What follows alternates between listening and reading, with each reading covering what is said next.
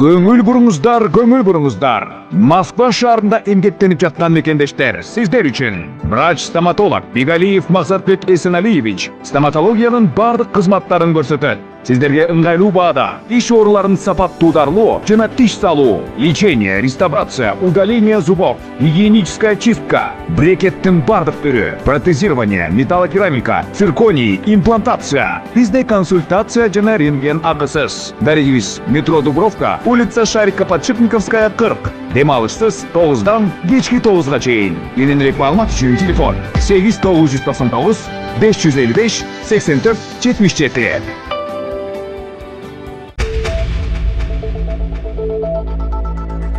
Орусияда курулушта иштеген мигранттардын саны кескин азайды. Орусия өкмөттүн сайтына жарыяланган токтомго ылайык 2026 жылдын 1-январынан тарта курулуш тармагында иштеген чет элдик жумушчулардын үлүшү 50%га чейин кыскартылды.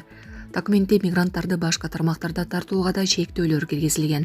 Тактап айтканда жашылча өстүрүүдө, токой чарбасында, жыгач иштетүүдө жана токой материалдарын дөң сатууда чет элдик кызматкерлер 50%дан 40%га чейин азайтылды. Ал эми алкоголдук ичимдиктерди жана тамеки сатуу тармагында мигранттарды иштетүүгө толук тыюу салынды. Коомдук тамактануу жайларында болсо чет элдик жумушчулардын үлүшү 100%дан 50%га чейин төмөндөтүлдү. Эми иш берүүчүлөр чет элдик кызматкерлердин санын көрсөтүлгөн ченемден көбөйтпөөгө милдеттүү. Настрой уюмунун президенти Антон Глушковдун айтымында кыска жана орто мөөнөттүү келечекте мигранттардын үлүшүнүн азайышы курулуш компаниялардын ишин татаалдаштырышы мүмкүн. Жаңы чектөөлөр айрыкча жөнөкөй, квалификация талап кылынбаган жумуштарда кадр тартыштыгынын күчөшүнө алып келиши ыктымал. Глушков ошондой эле эгерде чет элдик жумушчуларга карата квоталарды азайтуу тенденциясы кийинки жылдарда да уланса, бул Индиядан жумушчу күчүн тартууга да терс таасир тийгизиши мүмкүн экенин РИА недвижимость агенттигине курган маегинде белгиледи. Булак Азаттык.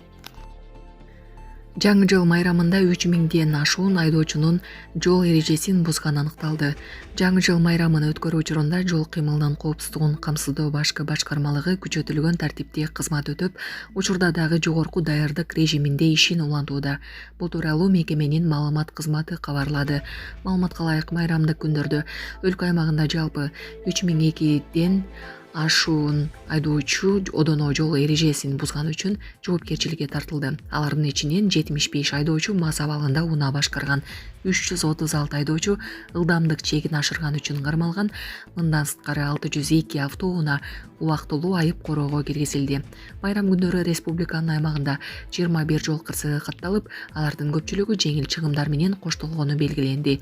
Жол коопсуздугун камсыздоочу кызматкерлер арасында мыйзам бузуу фактылар катталган жок. Учурда өлкөдөгү жол коопсуздугу туруктуу абалда жана жол кыймылынын коопсуздугун камсыздоо кызматынын жетекчилигинин жеке көзөмөлүндө турат. Нью-Йорктун жаңы мэри Куран кармап ант берди. Нью-Йорктун жаңы мэри Зохран Мамдани ант берип, шаардын тарыхында алгачкы мусулман мэр болду. Бул тууралуу чет элдик басылмалар жазышууда. Маалыматка ылайык ал антты Куран кармап берген, шайлоодо сенсациялуу жеңишке жетишкен Мамдани бул кызматта Эрик Адамстын ордун басты. Эрик Адамс Нью-Йорктун тарыхындагы экинчи афро-америкалык мэр болгон. 34 жаштагы Мамдани 4 жылдык мөөнөткө шайланып, арзан азык-түлүк дүкөндөрүн ачуу, айрым райондордо батир ижара акысын бир калыпта калтыруу жана автобустарда жол киреени жокко чыгаруу демилгелерин сунуштоодо. Си Цзиньпин Тайвань менен Кытайды бириктирүүнү убада кылды. Кытай эл республикасынын төрагасы Си Цзиньпин жаңы жылдык кайрылуусунда Тайвань менен материктик Кытайдын биригүү тенденциясын тарыхый жана акыры боло турган нерсе деп атады. Кытай басылмалары жазгандай, Си Цзиньпин бир өлкө эки система саясатын карматып, Гонконг менен Макаонун өнүгүүсүн колдоону улантаарын белгилеген. Ал эми Кытай коргоо министрлиги Тайвань менен мүмкүн болушунча тынчтык жолу менен биригүүнү каалай турганын, бирок зарыл болсо катуу чараларды колдонууга даяр экенин эскерткен. Пекин Тайвандын өз алдынчалуулугун тааныбайт, өз провинциясы деп эсептейт, дүйнөнү бирдиктүү Кытай саясатын карманууга чакырып келет. АКШ бул принципти кагаз жүзүндө сактаган болуп, арал менен жигердүү кызматташып, байма-бай курал-жарак жеткирип турат. Жаңы жылдык куттуктоосунда Зеленский тынчтык, Путин жеңиш жөнүндө айтты. Украинанын президенти Владимир Зеленский 2026 жылга карата жаңы жылдык куттуктоосун социалдык медиага жарыялады. Ал украиналыктардын айрыкча аскер кызматкерлеринин туруктуулугун жана күнүмдүк ишин жогору баалады. Биз тынчтыкка ишенебиз, ал үчүн күрөшөбүз жана ал үчүн иштейбиз деп жазды Зеленский. 2026 жылы февралда Украинадагы толук масштабтуу согушка 5 жыл болот.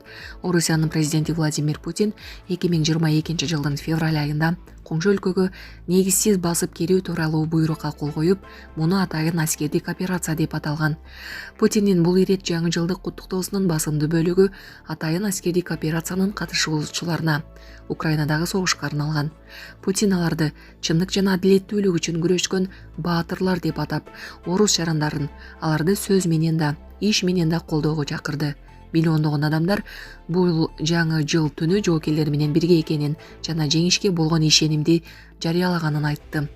Куттуктоодо ал тынчтык тууралуу кеп козгогон жок. Путин 2022 жылдын декабрынан бери жаңы жылдык куттуктоосунда армия тууралуу айтат. Бул ирет бул маселеге мурдагыга караганда көбүрөөк убакыт бөлгөн. Путин бийликке 1999 жылдын 31 декабрында мурунку президент Борис Ельцин кызматтан кеткендиктен келген. Ошондон бери ал Орусияда бийлик тизгинин кармап турат.